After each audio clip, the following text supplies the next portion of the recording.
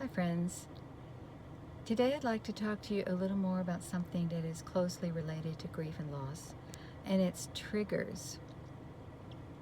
We have triggers that can sneak up on us unexpectedly. A trigger can be a place, an event, something that happens that we weren't expecting that causes us to be overcome with emotion, where we might lose our composure in public or in private. But the thing that bothers us the most is that we don't want these to happen to us when we're in a public place, where we might suddenly start crying in front of strangers and feel embarrassed. Triggers are things that we didn't see coming. We were blindsided by them. They sneak up on us, and all of a sudden we have to run out of the room because we can't hold back the tears. Some of the triggers for me were seeing happy families with little girls, especially if they looked a lot like Renee did when she was young. Seeing pregnant moms. I wanted to run up to them and warn them about what might happen in the future. Seeing kids in soccer uniforms. Renee used to play soccer.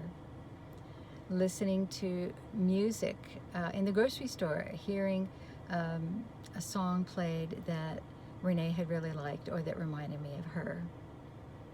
Going to certain restaurants or parks or places that Renee really enjoyed.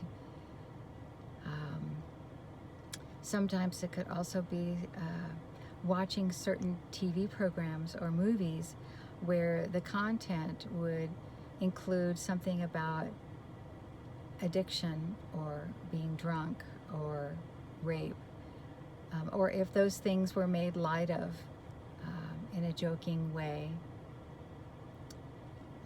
Going to weddings, graduations, baby showers, they blindsided me because I didn't realize they were going to cause my sadness to come to the surface, where I had to fight back tears. Something else that I didn't realize was going to be a trigger for me was when someone, especially if it was a stranger, like a cashier at the grocery store, if they would ask me the question, "How are you today?" If I was having a really rough day, I wanted to shout back, "Terrible! I don't know where my daughter is or if she's dead or alive." Or if a friend would ask me, "How's Renee?" I didn't know what to say. So quickly I wanted to just change the subject. And you know, that is a great strategy. If someone asks you, "How's your child?"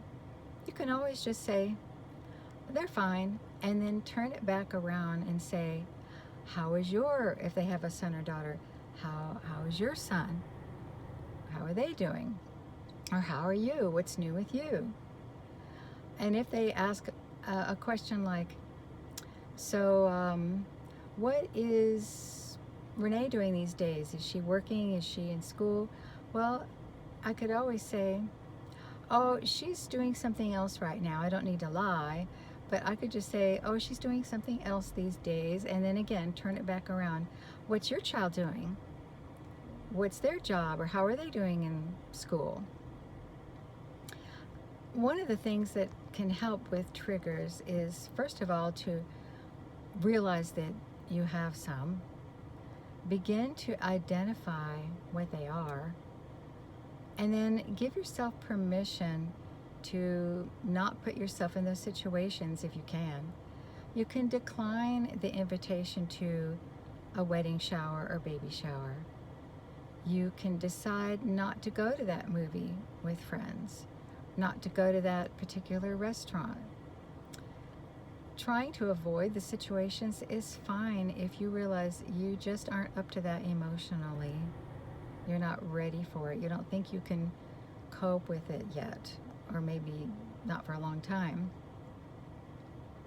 Something else is that if you find yourself in a situation where all of a sudden you can tell your emotions are building and you don't think you can hold it back, you can excuse yourself and leave. Leave the party early. Leave the graduation or the bridal shower event early. There aren't many these days, I know, because of COVID-19, but in the future there will be. But it's okay to just excuse yourself. You don't owe anyone an explanation for your choices. It's private and personal, and you don't have to explain yourself to them. It's okay. So I leave you with the words of comfort from Psalm 34, I think it's verse 18, that the Lord is close to the brokenhearted and saves those who are crushed in spirit. Until next time, when the pain is too deep to be alone, find a healing community.